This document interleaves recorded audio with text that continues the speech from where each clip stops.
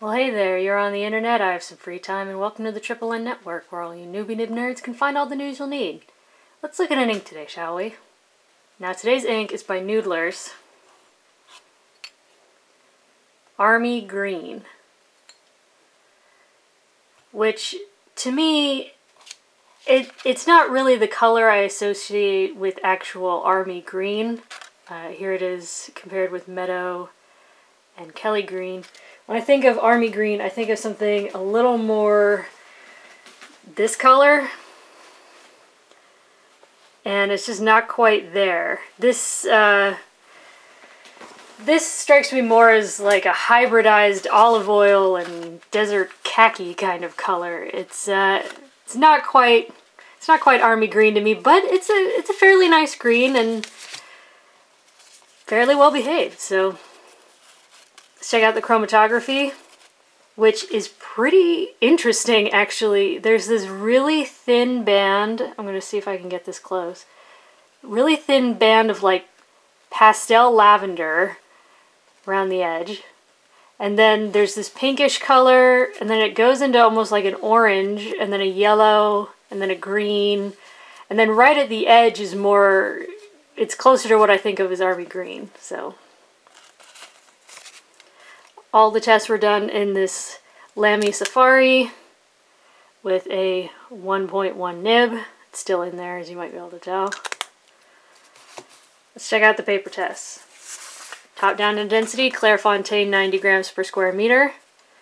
As you might be able to see, especially here in the scrubby, there's pretty nice shading. It can be a bit light where it goes on pretty thin, but yeah, 16 seconds to dry. For some reason I had trouble with the dots. So like the dots of eyes, like they took forever to dry, but everything else was pretty alright. As you can see, what remained was more sort of a khaki color, almost like an orangey khaki color. Dyed the paper a little bit, not terribly water resistant, but next is Rhodia, 80 grams per square meter. Here, also very nice shading, 15 seconds to dry, and still had the dot drying problem. Yeah, I still think it's a bit light for Army Green, but it's still a pretty nice green, especially where it goes on wet, so yeah, not a lot of water resistance here. Again, it's sort of that khaki-ish color. Next is Tomoe River Paper, where I feel like this, in here where it's light and thinner, it definitely looks more like olive oil. This is a really nice color though. Yeah, still having the dot drying problem. 16 seconds to dry. No bleed feather spread on any of this so far. Water test is kind of there, and it's kind of clear, but could be better. Next is the newer 20-pound copier paper. So it's still not fabulous, but it's, you know, it's your standard copier paper. So, yeah. 3 seconds to dry. As you can tell, there is essentially no shading left whatsoever.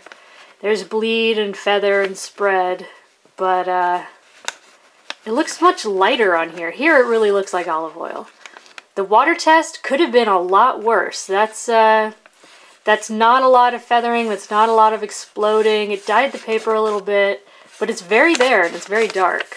But yeah, it could be worse, so maybe in a smaller nib it would do well. Next is Mead Notebook Paper, where it definitely starts to look almost like Charbon Vert Olive, or yeah, just like a light olivey green.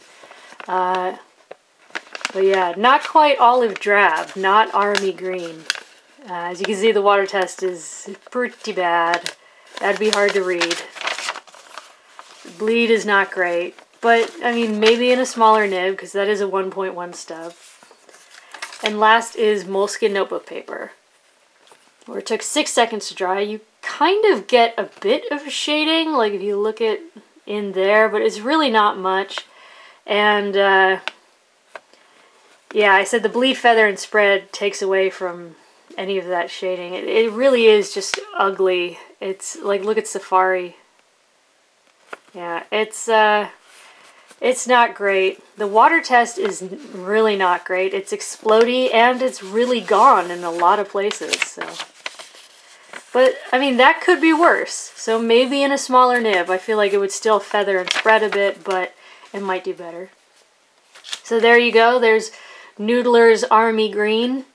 It's not really what I would think of as a true army green, but it is a nice green all the same. And it has great flow, decent dry times, shades well, it's well behaved. As you might be able to see, it does not dye the converter. But yeah, so for your consideration from the Triple N Network, if you like the video, please give it a thumbs up. If you'd like to see more, please subscribe to the channel, and thanks for watching. Bye.